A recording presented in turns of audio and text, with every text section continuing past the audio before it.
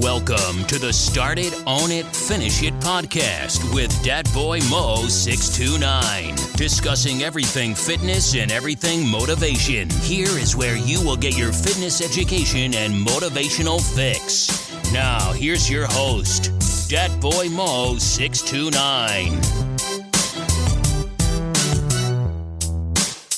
What's good, everybody? It's Dat Boy Mo 629 coming to y'all with another edition of the Start It, Own It, Finish It podcast. And today we're going to talk about something fitness related. I'm going to switch it up a little bit, let's talk about something more fitness related. Talking about protein and exactly how does protein help with muscle growth, right? I got my laptop in front of me. I want to actually talk about this and be accurate, and instead of just kind of spitballing things and everything like that, I want to be more accurate when giving you guys statements and all that stuff and advice and tips. I want to be more accurate. So instead of me just kind of off the top of my head and misquoting things, I decided, to have the resources right in front of me. And there's nothing wrong with that. There's nothing wrong with having resources right in front of you at all, because instead of misquoting things, you just want to be accurate and not having to go back and double check. And, I just want to have everything in front of me. So, all right. So what is protein? Exactly. So protein are basically branched-chain amino acids, right? Branched-chain amino acids. And what are amino acids? Amino acids, they're, according to this right here, organic compounds that combine to form proteins, which are vital to many functions within the body, right? They are often referred to the building blocks of protein. Amino acids are composed of central carbon atom bonded to an atom group, right? So protein is very, very essential to building muscle. And why? Why exactly does it help and build muscle? And why do you need it? So, little thing called muscle protein synthesis, right? So after you exercise, right, your body repairs and replaces damaged muscle fibers. So when you're working out, you're tearing down your muscle fibers, and recovery is the growth of your muscle fibers, which in turn makes your muscles bigger. So it replaces damaged muscle fibers through a cellular process where it fuses muscle fibers to form new muscle protein strands. These repaired myofibrils increased in thickness and number to create muscle hypertrophy, which is growth. And anasm, which is what I study, there are different forms of muscle building. And hypertrophy is one of them, and that's building muscle. So there's an actual workout program out there, workout methods out there to build muscle and increase hypertrophy, which builds muscle and makes you bigger. So protein is the most, outside of water, the most critical component to me, the most critical macronutrient in building muscle. So you got 3 macronutrients. You got carbohydrates, you got fat, and you got protein. So protein is very critical. Carbohydrates is with energy, fat also stored energy, and protein is the building block of muscle. So, right, so protein intake enhances MPS, which is muscle protein synthesis, leading to increased muscle growth and strength over time. So in order to stay strong, in order to build muscle, you need protein in your body. So amino acids, right? So what exactly are amino acids? So we talk about amino acids, right? So amino acids, right? You got different types of amino acids. You got essential amino acids, you got non-essential amino acids, and you got conditionally essential amino acids. So what you need definitely are essential amino acids, right? These are acids that cannot be made by the body and must be obtained through diet. So through supplementation, through diet, you have to get these amino acids through your food. There are 9 of them. So there are nine essential amino acids. The most important amino acids, right? You got isoleucine, you got leucine, and you got valine. So those are the 3 are most important amino acids out of the 9, right? As far as building muscle, leucine is the top dog because that is actually the amino acid that sparks that protein synthesis. So, all right, so non-essential amino acids, right? These can be synthesized by the body and do not need to be obtained directly through the diet. So, alanine, aspartic acid, glutamic acid, those are non-essential amino acids, right? So, amino acids play a variety of roles in the body, included but not limited to protein synthesis, what we just talked about for muscle building. Enzyme production. Many enzymes are proteins that act as catalysts in metabolism, speeding up chemical reactions in the body. Hormone production, balancing out your hormones, right? So some hormones, which are chemical messengers that communicate between organs and tissues, are proteins made from amino acids. Hey, but okay, immune function. I hit my lip on the mic, but immune function, amino acids that help produce antibodies, which are proteins that fight infection and illness, right? And also energy source, right? Although not their primary function, amino acids can be converted into glucose and used for energy in a process called gluconeogenesis. Now, a little bit of tidbit on this. Your body uses energy, right, to function. Number 1 source of energy is carbohydrate. Number 2 is fat. Number 3 in starvation mode is protein. So the last thing that your body is going to use for energy source is protein. So if you starving and all that stuff, then guess what? If you out of fat storage, if you out of carbohydrate storage, it's going to use protein for energy storage. The body is always going to find something for energy. So the last resort is protein. So yeah. So, all right, now people working out, people trying to lose weight, people trying to build muscle, they kind of wonder that, like, okay, so how much protein can I get in? How much protein should I get in? Now, this varies as far as lifestyle, goal, stuff like that. So I'm gonna go down a list of things here as far as how much protein you should get. Right. So for those who work out regularly, moderate intensity training, strength training, bodybuilding, endurance athletes, right? So it's recommended to about 1.2 to 2 grams of protein per kilogram of body weight. So this is pretty much for people who don't use pounds as their metrics and all that stuff. So 2.2 kilograms equals 1 gram in American language. So we're talking about just a little bit less than a gram of protein per pound of body weight for moderate intensity training, strength training, bodybuilding, endurance athletes, etc. So high intensity training or just straight up flat out athletes. And I kind of want to have bodybuilding on this also because bodybuilding is intense. It is a whole lot of muscle being built. So you at least want to get about 1 gram per pound of body weight, right? So per pound of body weight. Excuse me. It can be confusing too because if you're about 250 pounds, like damn, I gotta get 200, but you're not muscular. You're like, damn, do I really gotta get 250 grams of protein in a day, and I'm fat. In this instance, I would say, now this is based off my opinion, I would say to only you want to go by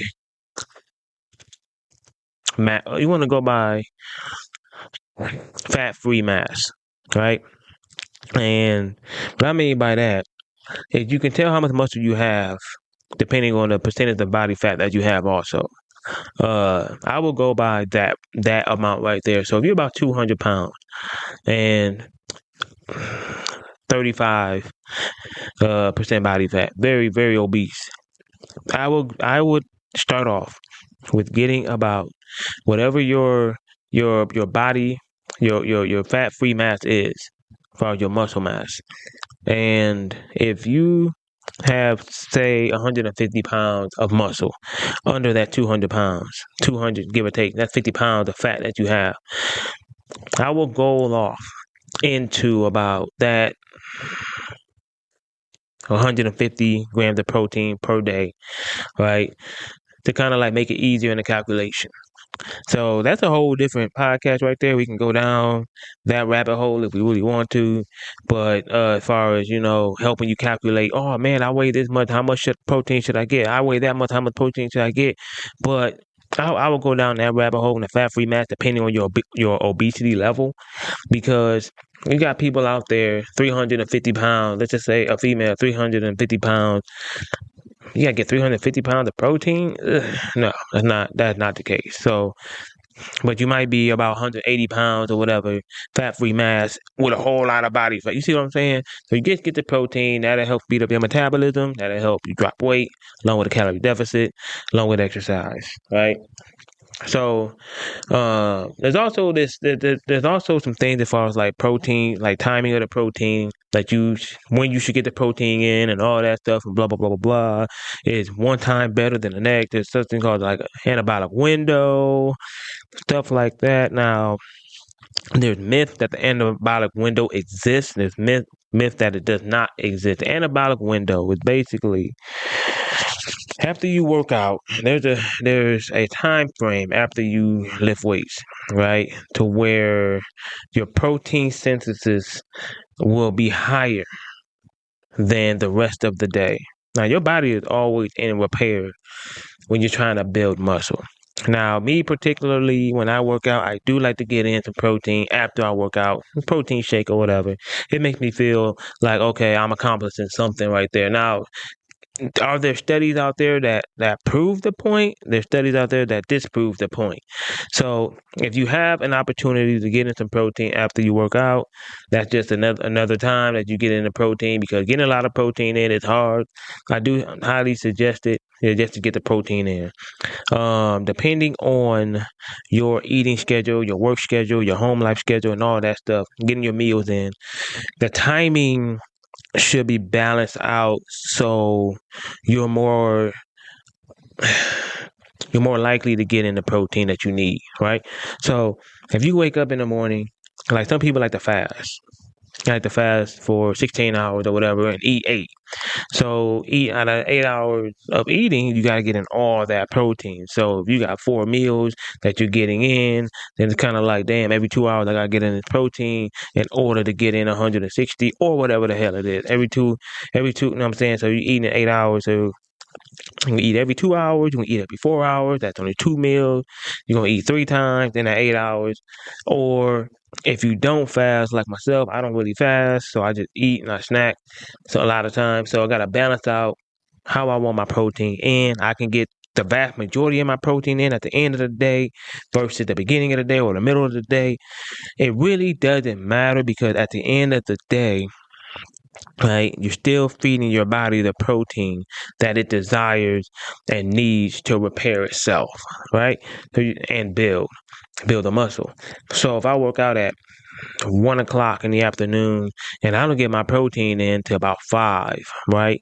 So I get my protein at 5, and I get my protein in at 8, and I get my protein in at 9, I get my protein in at 11 o'clock. I'm still getting in that protein within the 24-hour window time frame. So at the end of the day, I met my macros. You see what I'm saying? And I'm not what you call it? I'm not under my macros. You see what I'm saying? So I'm trying to get my protein intake in like it needs to be consumed. So now exactly what is the best source of protein as far as like eating, right? So let's get to the nitty gritty. So what is the best source of protein here? You got many different types of protein. You got animal-based proteins. You got plant-based proteins also. Now, to get a complete protein, there's complete proteins and incomplete proteins also. In order to get the complete protein and being in a plant-based diet, you have to combine different types of proteins, right? In order to get a complete protein being in plant-based. Now, one better than the other? I would say one is more convenient than the other as far as getting in your protein. Can vegans be bodybuilders? Yes. Can they get protein like animal-based protein eaters and carnivores? Yes, they can.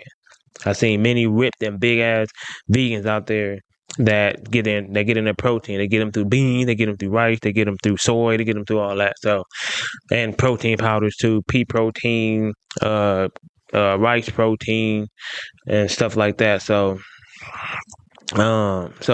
animal-based protein sources. You got eggs, you got dairy products, you got milk, cheese, yogurt, Greek yogurt, cottage cheese, particularly high in protein. Fish and seafood, rich in protein, omega-3 fatty acids. Fish like salmon, trout, sardines, shellfish, can also improve heart health and help in muscle repair and growth, no doubt. Poultry, chicken, turkey. I'm huge on chicken. I'm huge on turkey breast. I'm huge on those. Those are a staple in my diet. I'm not vegan. I'm not vegetarian. None of that. I don't eat a lot of red meat. So at the end of the day, but here we go. Lean beef and pork. These are not only high in protein, but rich in important nutrients like iron, zinc, and B vitamins. That's another story for another day as far as getting your iron, your zinc, and your vitamins. So for plant-based protein sources, right? You got beans, you got lentils, you got peas, excellent sources of protein and fiber. I need to get more peas in my diet. I know that. I want more peas in my diet. Nuts and seeds. Another one. I want to get more pumpkin seeds in my diet also. Almonds, peanuts, chia seeds, flax seeds, pumpkin seeds are not only high in protein but contain healthy fats, fiber, vitamins, and minerals. Tofu. Oh, not a big fan of tofu, but if you is, that's you. Want to eat that tofu sandwich? Go ahead. But that's high in protein too. Whole grains, quinoa, buckwheat, and are among a few plant foods that provide protein, meaning they all contain 9 essential amino acids, right? And then you got the protein powder. Like I said, protein powders, that's a big business out there. You got to make sure the protein is legitimate that you're getting out of the protein shake that you eat. So like the protein powders such as whey, casein, soy, pea, and rice protein, those are really, really, really good protein sources to get in your diet, right? So when you're shopping, I'm saying go to the fish aisle. It all depends what you want to eat, man. Like you want to eat a burger, get you a lean beef. You want to eat steak, make sure it fit within your macros. Lean steak. At the end of the day, you can eat what you desire as long as you're within. To me, as long as you're within your macronutrients, right? You're in a calorie deficit and you're not overindulging or overcompensating in the sugars and then overcompensating in the carbs and all that stuff like that. You can eat carbs. Carbs is an energy source. So when people say avoid carbs, you're avoiding energy. Your primary energy source are carbohydrates. On a ketogenic diet, they switch it to where you eat low carbs and your main primary energy source is fat. So the theory is if you burn fat as your primary energy source, then you're going to lose more fat. But is it subcutaneous fat? Is it visceral fat? You see what I'm saying? So that's another podcast that we'll delve into. We got plenty more podcasts coming, so I'm not even going to go down that rabbit hole tonight. But what I'm saying, we're on protein. So getting your protein to help you, burn fat, increase your metabolism, and also build muscle. When you build muscle, right, building muscle helps burn fat, turns your body into a furnace because it builds up and improves your metabolism. So metabolism means what? Fat burning, your TDEE. What's your total daily energy expenditure, right?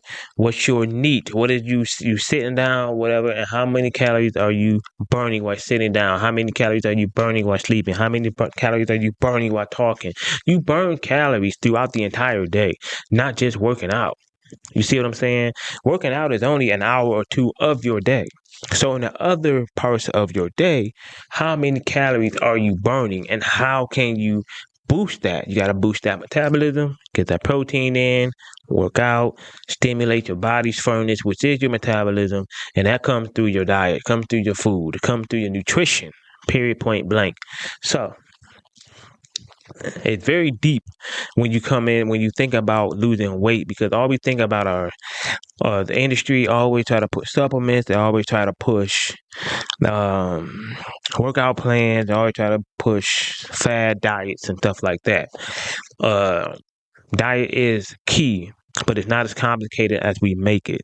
It's not as complicated as we make it to lose weight. It's not as complicated as we make it to improve our physiques. It's just how we manipulate our bodies, chemical balance and imbalances to work with itself to do what it's supposed to do. Water is a big one also. You got to stay hydrated. When you're not hydrated, what are you doing? You're drinking pop, you're drinking soda, you're drinking juices. Those are the empty calories you get in. Blowing your metabolism up, extra calories that your body now has to burn. You see what I'm saying? So at the end of the day, fitness is kind of like, losing weight is kind of like making money. You know what I'm saying? You got to find ways to make the money or whatever and increase your network. You see what I'm saying? So you just got to find a way to utilize your resources, your diet, your workout plan, and how you approach nutrition to work in your favor. Once you do that, you'll get the results you want as far as weight loss. You see what I'm saying? You'll get that. You'll end up getting those results. So, but back to the topic at hand, man. I'm sitting here getting all off topic and everything, man. Because when I start talking about this right now, it's been like a 22-minute podcast because you're talking about fitness, and I could talk about this all day, all night. You see what I'm saying? So at the end of the day, that's my gist on protein. And I gotta adjust this mic better. That's my gist on protein. But pretty much that's the importance of protein within your diet, man. That's what protein does. And we're gonna get into deeper conversations about protein. We're gonna get into deeper conversations about carbohydrates. We're gonna get into deeper conversations about fats and weight loss and all that stuff. Like the information that people lack is what I really want to kind of like delve into and help people understand better. You see what I'm saying? So this is a quick podcast, about 20 something minutes. You know, I'm getting my feet wet again. So until next time, you know what it is. Start it, own it, finish it. You've been listening to the Start It, Own It, Finish It podcast. Be sure to subscribe to receive new episodes. Link up with Dat Boy Mo 629 on Instagram, Facebook, and YouTube, or visit him at ace1warrior.com. Until next time, start it, own it, finish it.